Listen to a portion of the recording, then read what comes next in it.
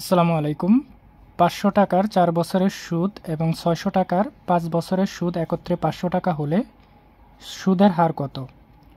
Option ক হচ্ছে ৫%, option খ হচ্ছে ৬%, অপশন গ হচ্ছে ১০% এবং অপশন গ হচ্ছে ১২%। তাহলে এখানে প্রশ্নে বলা হচ্ছে যে ৫০০ টাকার ৪ বছরের সুদ এবং ৬০০ টাকার ৫ বছরের সুদ হচ্ছে একত্রে ৫০০ টাকা। তাহলে প্রথম ক্ষেত্রে যদি আমরা দেখি, প্রথম ক্ষেত্রে আমাদের এখানে আসলটা হচ্ছে, আমরা লিখতে পারি আসল পি ইকুয়াল টু ৫০০ টাকা,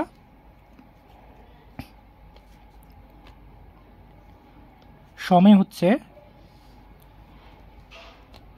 এন ইকুয়াল টু ৪ বছর।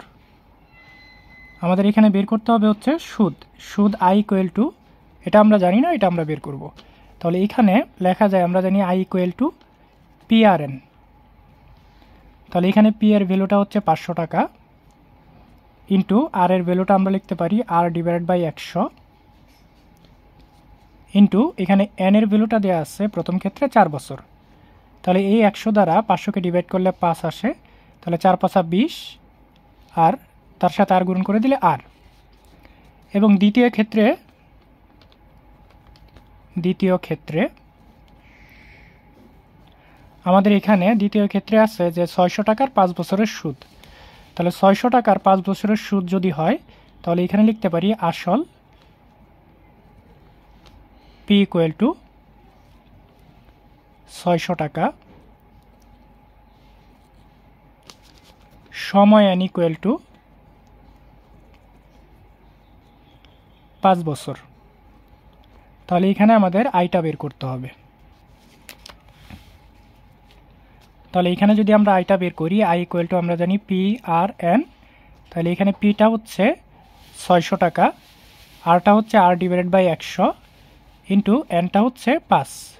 তাহলে যথারীতি ১০০ দ্বারা ৬০০কে ডিভাইড করলে ৬, ৫ ৬ ৩০, এখানে ৩০ আর, অর্থাৎ এখানে প্রথম ক্ষেত্রে আয়ের ভ্যালুটা চলে আসতেছে ২০ আর এবং দ্বিতীয় ক্ষেত্রে আয়ের ভ্যালুটা আসতেছে ৩০ আর। তাহলে এখানে আমাদের বলা হয়েছিল যে এই দুইটা সুদ মিলে একত্রে ৫০০ টাকা হয়। তাহলে এখানে প্রথম সুদটা হচ্ছে ২০ আর, দ্বিতীয় সুদটা চলে আসছে ৩০ আর। তাহলে এখানে আমরা লিখে দিতে পারি যে ২০ আর প্লাস ৩০ আর ইকুয়াল টু ৫০০ টাকা। তাহলে এখানে চলে আসে ২০ আর ৩০ আর মিলে হয় ৫০ আর ইকুয়াল টু ৫০০ টাকা। তাহলে আমরা এখানে আরটাকে এই পাশে রেখে আমরা ৫০০টা এপাশে ডিভাইড আকারে নিয়ে আসতে পারি। তাহলে ৫০০ ডিভাইডেড বাই ৫০, ৫০ দ্বারা ৫০০কে ডিভাইড করলে এখানে চলে আসে ১০, অর্থাৎ এখানে আর এর ভ্যালু চলে আসতেছে ১০। আর আরটাই হচ্ছে মূলত আমাদের মুনাফার হার বা সুদের হার।